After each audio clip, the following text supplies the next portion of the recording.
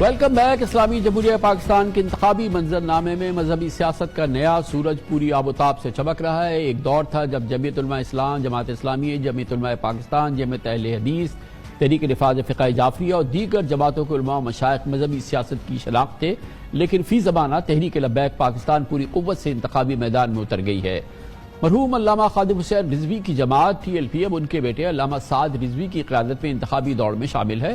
ملک بھر میں قومی اسمبلی اور چاروں صوبائی اسمبلی کی نشستوں پر ٹی ایل پی نے مسلم لیگ نون اور پیپلز پارٹی سے بھی زیادہ امیدوار میدان میں اتار دیے ہیں۔ قومی اسمبلی کی 266 جنرل نشستوں پر ٹی ایل پی کے 229 امیدوار الیکشن لڑ رہے ہیں۔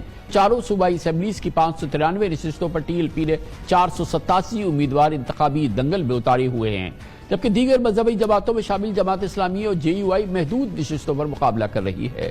بریلوی مسلک کی نمائندہ جماعت ٹی ایل پی نے الیکشن 2018 میں بھی اہم سیاسی اور مذہبی جماعتوں کو حیران کر دیا تھا۔ ٹی ایل پی کراچی میں 2 نشستوں پر کامیاب ہو کر سندھ اسمبلی میں بھی پہنچ گئی تھی، جبکہ ملک بھر کے متعدد حلقوں میں تیسری پوزیشن لے کے ٹی ایل پی نے گیم چینجر کا کردار ادا کیا تھا۔ 2018 کے عام انتخابات میں ٹی ایل پی نے قومی اور صوبائی اسمبلیوں کی 843 مجموعی نشستوں میں سے 552 پر امیدوار میدان میں اتارے اور مجموعی طور پر 22 لاکھ سے زائد ووٹ حاصل کیے، جو پہلی مرتبہ انتخاب لڑنے والی اس جماعت کے لیے ایک بڑی کامیابی تھی۔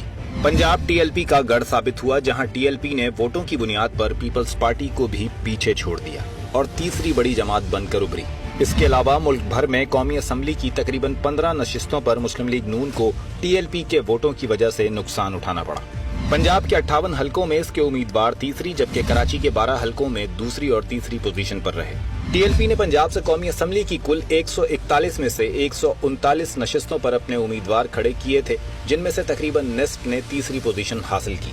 اسی طرح پنجاب کی 297 میں سے 262 نشستوں پر امیدوار کھڑے کیے گئے، جبکہ 88 نشستوں پر ٹی ایل پی امیدوار تیسرے اور 82 نشستوں پر چوتھے نمبر پر رہے۔ ٹی ایل پی نے پنجاب میں اپنی حریف مذہبی جماعتوں کو بھی بھاری فرق سے ہرایا۔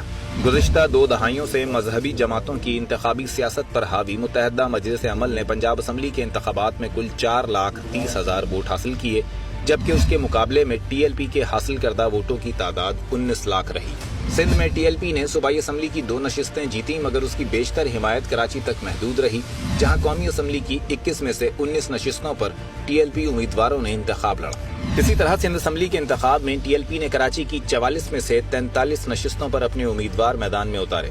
سندھ میں قومی اسمبلی کے انتخاب میں ٹی ایل پی کو ملنے والے کل ووٹوں میں سے 90.2% کراچی سے ملے۔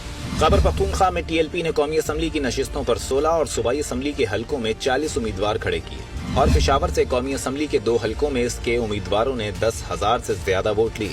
اسی طرح اس کے 7 امیدوار 5 سے 10,000 کے درمیان ووٹ لینے میں کامیاب رہے۔ اسلام آباد سے ٹی ایل پی نے قومی اسمبلی کی 3 میں سے 1 نشست پر 10,000 سے زیادہ ووٹ لیے اور اس حلقے میں چوتھے نمبر پر رہی۔ آئندہ الیکشن میں ٹی ایل پی کی سیاسی قوت کیا ہوگی، خاص طور پہ اس پس منظر میں کہ پاکستان تحریک انصاف کے پاس اپنی جماعت کا نام، ان کے کینڈیڈیٹس کے پاس نہ ہی انتخابی نشان ہے۔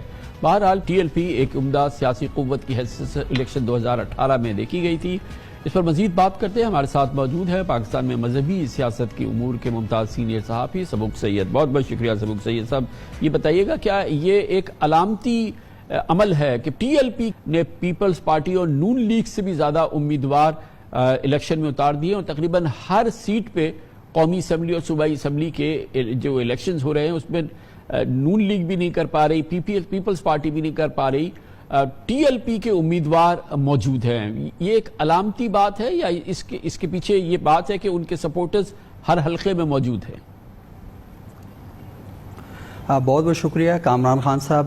بڑی حیران کن بات ہے کہ ایک جماعت جس کا کل عرصہ 7 سال کا ہے، اور 7 سال کی جماعت تحریک لبیک پاکستان نے اس وقت پورے پاکستان میں جو قومی اسمبلی اور صوبائی اسمبلی کے نشستوں پر امیدوار کھڑے کیے ہیں وہ 713 امیدوار انہوں نے کھڑے کیے ہیں، اور یہ ایک بہت بڑی تعداد ہے پاکستان کی مذہبی سیاست کے حوالے سے، کیونکہ کبھی بھی پاکستان کے اندر مذہبی جماعتوں نے میرے علم کی حد تک اتنی بڑی تعداد میں امیدوار کھڑے نہیں کیے۔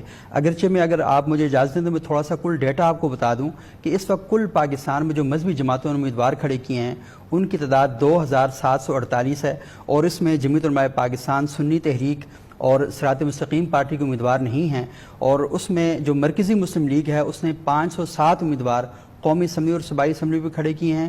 جمعیت علماء اسلام نے 479 یعنی 479 امیدوار کھڑے کیے ہیں. جماعت اسلامی نے کل 789 امیدوار کھڑے کیے ہیں. عوامی تحریک نے 132، راہ حق پارٹی نے 117 اور مرکزی جمعیت اہل حدیث نے بھی اپنے کچھ 10 کے قریب امیدوار کھڑے کیے ہیں پورے پاکستان میں. تو دیکھا جائے تو پاکستان میں باقی مذہبی جماعتوں کا ایک بہت بڑا عرصہ ہے، ان کے پیچھے بہت بڑی بیک گراؤنڈ ہے اور یونین کونسل کے لیول تک وہ جماعتیں موجود ہیں. لیکن تحریک لبیک کیونکہ انہیں 2018 کے انتخابات میں اس بات کا احساس ہوا کہ ان کا ایک ٹھیک ٹھاک ووٹ بینک پورے پاکستان میں موجود ہے اور پاکستان کا جو سب سے بڑا اکثریتی مسلک بھی بریلوی اسکول آف تھاٹ ہے اور بریلوی اسکول آف تھاٹ کو پہلی بار پاکستان پورے میں ایک نمائندہ جو جماعت میسر آئی ہے وہ تحریک لبیک کی صورت میں نظر آئی ہے. اور یہاں تک چیزیں سامنے آئی ہیں کہ کراچی کے اندر ہم دیکھتے ہیں کہ